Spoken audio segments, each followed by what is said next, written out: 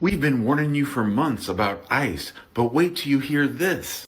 Back in May, the ICE attorneys started telling frontline officers that they don't need a judicial warrant to enter someone's home to arrest them, despite the fact that the Fourth Amendment clearly requires a judicial warrant, a warrant signed by a neutral judge to say, yes, you have probable cause and you can go into that person's house to grab someone.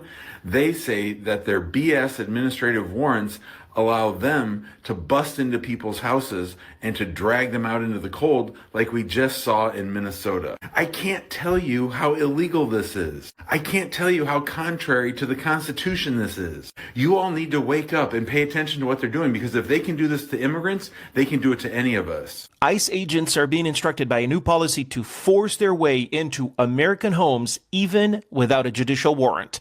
The next stage may have begun. This is going to be a slightly longer video, but I need you to listen to me. This is the document I'm talking about. It says that an internal memo from May 2025 from DHS and ICE authorizes ICE agents to enter American homes without consent, exigent circumstances, or a judicial warrant, which is the basic standard for the Fourth Amendment.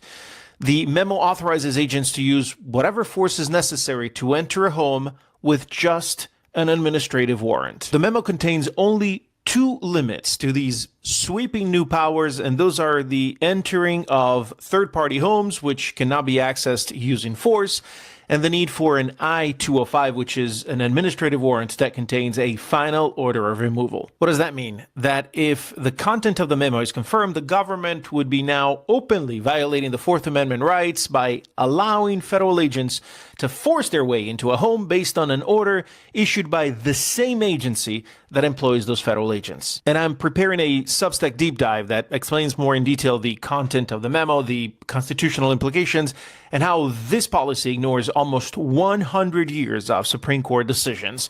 But I want to point out two things that I think are very important in this video. Number one, this memo was addressed to all ICE personnel, but for some reason was not distributed and was only briefly shown to individuals who then trained their agency on this policy. Why is that? Well, in my opinion, because no documentation means plausible deniability and avoids something that can become a discoverable record in any future litigation. The federal government knew that this memo was a constitutional liability, in my opinion, but wanted to apply it first and minimize the fallout later. Number two, this policy is being deployed in the Fifth Circuit only, and this to me is very, very important because this is the court system that includes Texas, Louisiana, and Mississippi, and it's a federal court system that is notoriously tolerant of heavy-handed law enforcement tactics. I suspect the plan here is for the government to try to get a couple of favorable decisions as people take the federal government to court after their front door gets broken down. An internal immigration and customs enforcement memo obtained by the Associated Press shows ICE officials told officers and agents they can forcibly enter homes of people subject to deportation without warrants signed by judges. Now, the memo from acting ICE Director Todd Lyons, shared by whistleblowers with Democratic Senator Richard Blumenthal, is dated May 12th.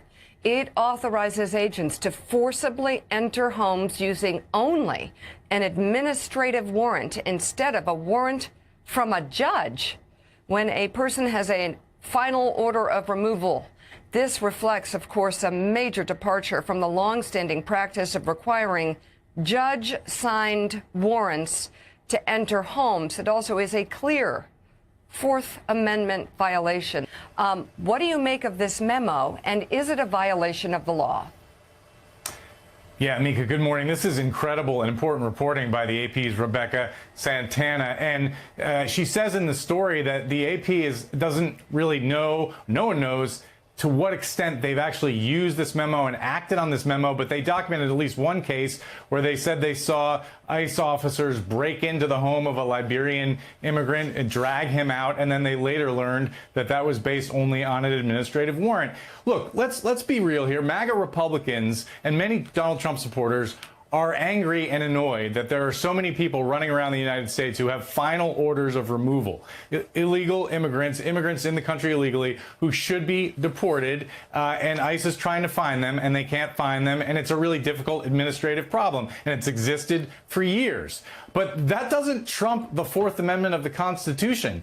No matter whether they have an order of removal, an administrative warrant, the Fourth Amendment applies to all persons in the United States, not just American citizens. And there's a long litany of Supreme Court decisions and other case law that suggests that the Fourth Amendment applies in all of these contexts. There's no such thing as an administrative warrant that allows law enforcement officers to break into a home without approval of a judge, because people are supposed to be secure in their persons and papers. That's a fundamental precept of the Constitution.